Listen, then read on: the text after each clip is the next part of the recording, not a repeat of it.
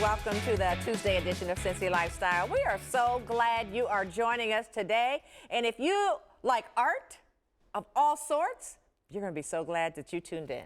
Absolutely. Yeah, we have a musical show lined up. We do. Musical and informative and a little controversial, which is a good thing. Yeah, I have it a great is. time today. Sounds like a great Tuesday. That's right. You know, we frequently have a segment we called Who Knew, which is about stuff you just wouldn't expect to find out. And I was doing some noodling around online the other day, and I came up with a Who Knew, which is there is apparently an effort now to see if you can deal with diabetes type 2 by injecting essentially hot water into the stomach through a balloon. It's a balloon catheter, and so far it seems to hold promise, but it's being tested now at 5 places. How did they come up with Who this? knew? Well, it started with gastric bypass, and they looked at some of the effects of that, and they thought, well, what would happen if we introduced hot water through a balloon catheter into the human? Now, I'm not a doctor. I flunked out of med school right before I learned to say this word, but I think it's duodenum. Duodenum. If it's not, it's duodenum. But either way, Sounds cool either way. either way, what it does is it makes it resurface, and then it's healthier at that point. Wow. So It's crazy to see how medical innovation has really come a long is. way. this is a thing to keep an eye on because this matters to a lot of people. It really does. My family has struggled with that on my mother's side. So I think there's like yeah. 3 million people a year are diagnosed with type 2 diabetes. Wow. So it affects a lot of people. Yeah, well, and speaking of relationships, too, a little bit of a change of gears here. Today is also National Make a Friend Day. Oh yeah. Yeah. It's a great, We got great some day. people on the set we've done that with this Yeah, morning. great day to kind of show your appreciation. Do you guys have any childhood friends or anything that you're still close with? That's right. Well, you know what? I've got a friend who I've been friends with since 7th grade. Aw. We are still friends. She is, I think we have a picture coming up. Yeah, okay. Oh, that's me. snap. This Oh, was wow. Halloween, right? Oh my gosh. Oh, this is Yeah. I didn't know it they was had me and the Girl cameras Scout. back then. you a Girl Scout? What is that? We were going for Halloween as Girl Scouts, and this Belen on the far left, and her sister in the middle. And who's that on the right? Belen and I have been friends since 7th grade, and boy, did we get into a lot of trouble and stuff that we did doing things together. But she's still a really close friend, even though we don't get to talk that much anymore. Yeah. We are still really close friends. Girl Scouting? Yeah, we did a Girl Scout troop together back in the. How about that? I was in my 20s, so that long ago. Right. That's pretty solid. I'm And sometimes not you saying just a word. know when you connect with people, right? And it's Yeah, it's a cool most moment. definitely. Yes, most yes, definitely. yes. Well, thanks for showing that picture. Yeah, 'cause when we we- get back to the office, we're going to have we'll some have a- fun with you. a conversation to decompress. Well, speaking of making friends, there's a local recording studio and creative space that is making connections with our Northern Kentucky community and music. It's also home to the creative inspiration and writing for famous bands like Walk the Moon. So join us as we go behind the scenes of the Lodge and uncover its creative potential. Dayton is the coolest place that nobody knows about. We're not talking about Dayton, Ohio. We're talking about Dayton, Kentucky. It's 1 mile away from the party source and roughly 2 minutes from downtown Cincinnati. It's also home to the Lodge, a renovated 9,000 square foot Masonic temple turned into a creative group studio space for photographers, painters, and recording artists. This is where the engineer does his magic and the bands listen back to what they've recorded downstairs. Well, it is 5 stories. There are 67 steps from the bottom to the top. The basement used to be the former mess hall for the Lodge. We've kind of turned it into our messy studio, so we have painting and screen printing located down there, as well as our dark room. You walk up the stairs, you have our gymnasium and foyer, and then you go up the stairs to 1 more level and you'll reach the balcony which overlooks the gym. It has since been sealed off and now it's a separate studio space. From there you go up another level and that's where the main ballroom is. That's where the Masons held their ceremonies, so there's a giant room which has no windows and very thick walls, and we saw this as a perfect place for a recording studio. So we can be as loud as we want up here, and we did a lot of sound treatment in here to make the sound suitable for what we needed for recording. And then you go up 1 more flight of stairs, and that's the control room, which is a balcony that overlooks the main ballroom, and that's where we keep all of the gadgets for recording. We're looking down upon the studio inside the vocal booth. So that way vocalists can be up here and still have eye contact with the band. The lodge is more than just fulfilling Scott's dream of owning an indoor basketball court. He sees it as a space where the community can come together for art shows, music performances, creative studio space, and neighborhood gatherings. In Scott's eyes, it's a behemoth. Since 2011, the space has come a long way and naturally lent a hand to creating artistic magic the old school analog way. It's very reminiscent of some old school recording studios, and most studios are not this big, and as time goes on, people are doing more recording inside basements and their bedrooms as recording gear gets smaller. But we've actually kind of taken an opposite approach to where we can host like a whole orchestra.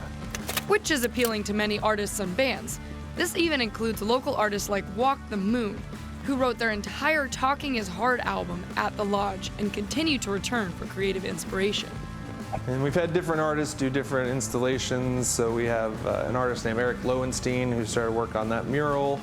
The Lodge encourages anyone to reach out who may be in need of a space for creation. Or if you're simply just curious, pop in and see what it's all about.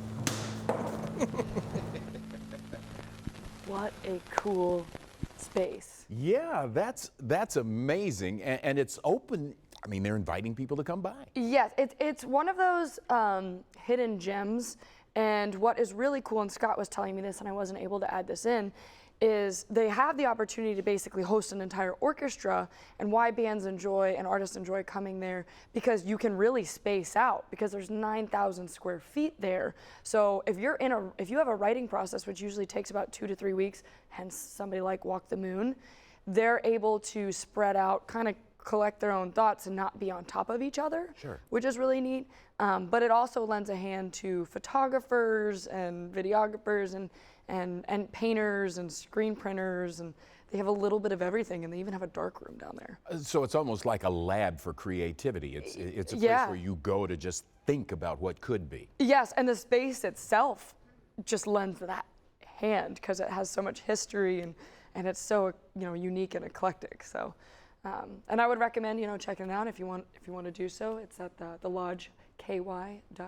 Okay, all right, Allie, great story. Thanks. Well shot as always. Thank you. All right, Mona. Well, let's stick with that music theme. American songwriter and comedian Tom Lehrer once said, "Life is like a piano. What you get out of it depends on how you play it." And our next guest has certainly gotten a lot of life largely due to his mastery of playing the piano. And now he is in the tri-state for a concert. And right now I want to welcome internationally known pianist Barry Douglas. Thank you, Barry, for being here. Great to be here, Mona. Wow, I love piano music. So talk about how you got started playing the piano.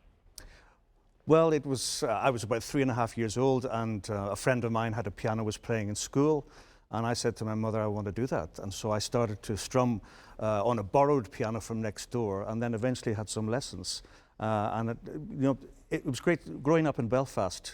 My school was fantastic, and they gave lots of opportunities to play different instruments. Mm-hmm. And so I had a kind of varied upbringing artistically. And then eventually, at a certain moment, I had to concentrate and practice hard.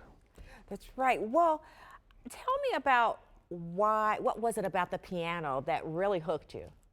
The piano is a very versatile instrument. I mean, it's what I think it's a kind of singing instrument because it does sing. Yeah. Although once you strike a key, of course, it gets softer and softer. But you can create the illusion of singing and a choir and an orchestra. And it's that kind of versatility I adore. Well, tell me, you talked a little bit about having opportunities for other instruments as well. So what were those instruments, and how did they all go by the wayside? They did eventually. Thank goodness. No, it was my school needed a cellist, so I decided to learn the cello. So I played in the little Baroque orchestra. And then they needed a jazz clarinetist, so I said, well, I'll learn the clarinet. Then they needed an organist for, for the morning assembly, so I learned the organ, and then I learned the timpani. But it was great because it gave me a kind of all-rounded education in music, which does help you when you're trying to imagine sounds at the piano. Well, when you're playing the piano for an audience, tell me, what is it that you want them to leave with? I think any artistic event, any artistic experience for anybody, no matter what you know about music or what you don't know about music, is you should be moved and leave the room, leave the theatre, a slightly changed person. And somehow the music can clarify things for you and explain the complexities and difficulties that we all have in life. And music, it's not just soothing, but it kind of explains in a kind of emotional way. I think that's what you want people to go away with from the theatre. That's phenomenal. All right, so talk a little bit about some advice, because you've been doing this a while, obviously, since you were 3 years old. If someone wanted to get started playing an instrument, what advice do you have? Well, get a good teacher first. Okay, that's important. Get a good teacher. Yeah, but also you have to have a passion for it. You know, it's like if you decide to take up gardening, there's no point in taking up gardening if you don't really like plants. Right. So if you have a passion for music and you want to make music, I think that's the key to it, because that will spur you on to work a little harder. But it's not all work. It does pay off in the end. All right, I've got to ask this. Can you be too old to start playing an instrument? Is it ever too late? It's never too late. It's always possible. As long as you have that passion, then it will work. It needs maybe a little bit more effort as you get older, because the muscles get a little bit creaky. Yeah. You just described me. Okay. No. I wasn't looking at you there. And so that's fantastic. You know, I know lots of people. I mean, there's a retired university professor I know in Dublin who took up piano at the age of 60. Wow. And he's playing quite well. Wow, Yeah, that gives me hope. Yeah. Thank you so much, Barry, for coming on. Where can people get more information and tickets for the show? So the concert's tomorrow night in Xavier University. So it's the Xavier University Music Series, and it's 8 p.m. and it's lots of lovely Schubert, Beethoven, and Rachmaninoff. All right, sounds wonderful. Barry, thank you so much for coming on. Pleasure to We be appreciate it. Thank you. Clyde?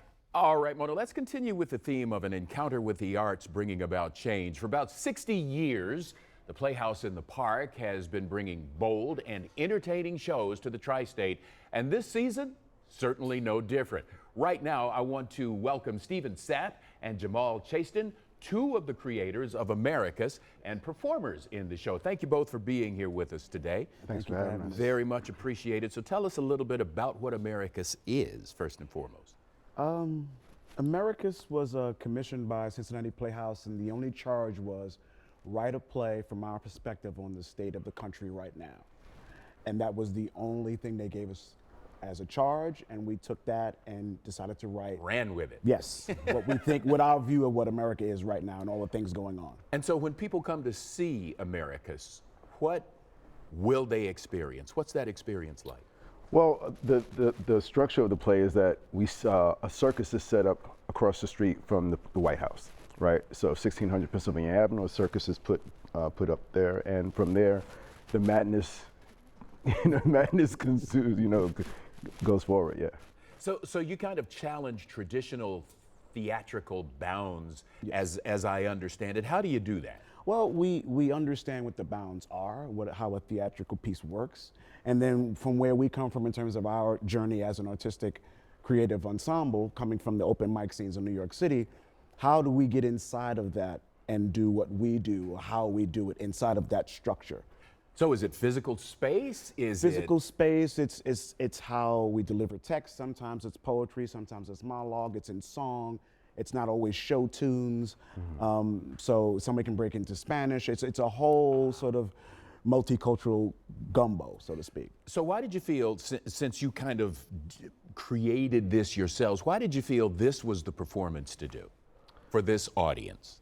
Well, I mean, so it's kind of like an offshoot. We did a piece, what was it, 2009, called The Maryville, which was looking at the country after Hurricane Katrina. And when Blake called Stephen, this was, he wanted something similar to that. So this is like an offshoot. This is kind of like the second part of that, looking at the country now, 10 years later, and seeing where we are and where we've come, and the issues that are trying to be pushed to the side, and allow our collective amnesia to take place and forget about. And so we're kind of reminding people these are issues that need to be dealt with on a daily basis. These are things we can't forget and be distracted from. And the circus And America's it resembles that distraction. It's kind of like this is what they want you to look at, but we need to be focusing on this. What is the moment that will move people the most when they see the play? You know, it's actually at the end of the show when someone says so. It's like, wow, it's so uplifting at the end. And we're actually saying, what are we going to do together as a collective country together? We're all in this together as American citizens. So I think people are sort of taken aback by that. I mean, we challenge people, we take them up and down, we challenge their political stances on both sides. But at the end of the day, what are we going to do together as American citizens? And do we want to be together as American citizens? And that's the question. And I like the title, Americus. Yes. The emphasis on us. Yes. Tell us a little bit about where and when we can expect to see this play. The play runs from now until March 8th. There's shows every night, Tuesdays through Sundays, two on Saturday, 2 on Sunday. Okay, all right. We thank you both for being here. Thank you for having us. Thank you. Good luck on this effort. Thank you. so And come much. on down, come on down. Yeah. Sounds like a plan. You should. All right, and I will. Thank you for the All right. invitation. Thank Yes, you. yes. Thank you. Okay, Mona? Well, coming up here on Cincy Lifestyle, how do your finances look so far this year? Well, we'll hear from a financial guru and mother of 6 about how to get control of your money so you can live a happier, debt-free life. Yes, all that and so much more in just a few minutes. Stay with us.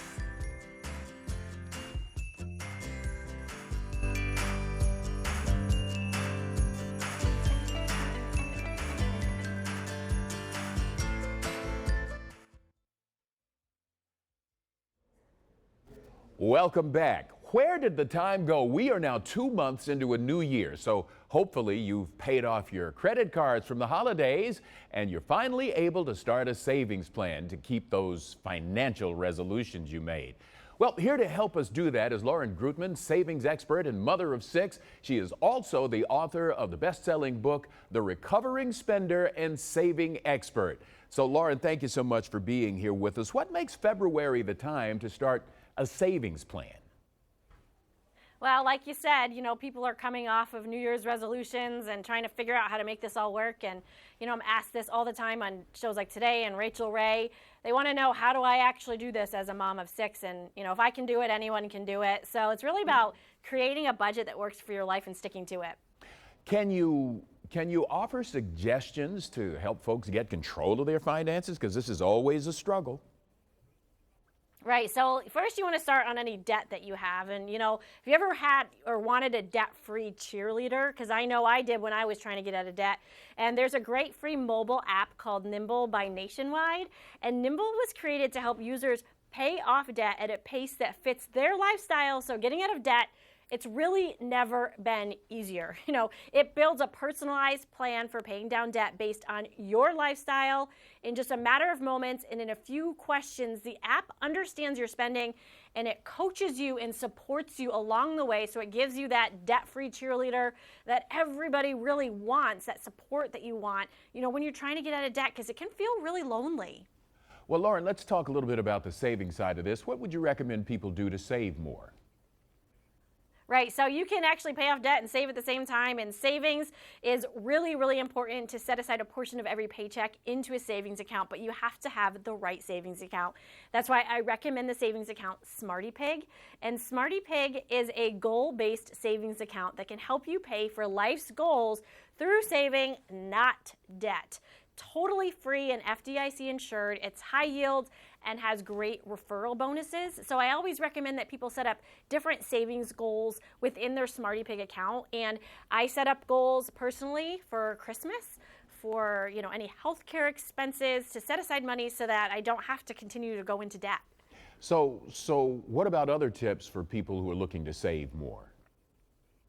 Right, so I don't know about you, but I have a lot of kids and they always need something. So I like to get cash back on things that I'm buying anyway. So I found actually the Unlimited Cashback Bank Account by Green Dot Bank.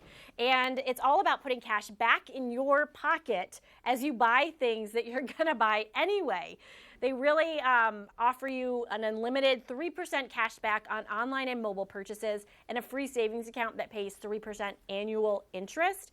And so I don't know, I like to spend like normal and save like crazy. And with all the children that I have, it really helps me, you know, put some money back in my pocket. Sounds like a good idea. If people want more information, Lauren, where can they go to get it? They can go to tipsontv.com. All right, Lauren, thanks so much.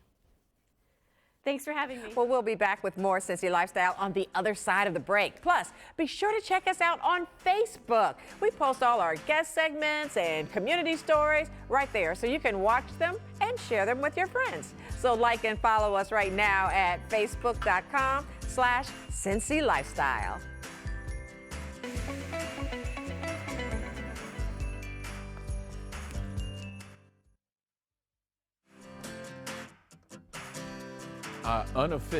Well, here's a look at the Ohio River. I was going to quote what PK, the director, said, but I don't know that he's actually researched this. What we do know is it's gloomy out there. Be rain in the forecast today, so keep that in mind as you go out. Now, coming up tomorrow here on Cincy Lifestyle, just a few days away from the Day of Love. Oh, it sure is. And to help us celebrate, we invited the Loveland Valentine lady. We love her. We'll tell you who she is, what she does, and how this lovely tradition got started in the first place. Then a local band is getting some big recognition for their anti-bullying song. The band is called Victor Spoils, and they'll be here to play us a little bit of their hit song. Got that whole lot more happening tomorrow on Cincy Lifestyle. It's going to be fun. Yes, it is. That's and right. that is Cincy Lifestyle for this Tuesday, February 11th. That's right. Hey, we love it when you reach out to us, so please check us out on Facebook, Twitter, email, call us. We love it all. We appreciate you. Carrier pigeon. Carrier pigeon, yes. Whatever way you have. Yes, indeed. And That's right. She always says, make it a great day.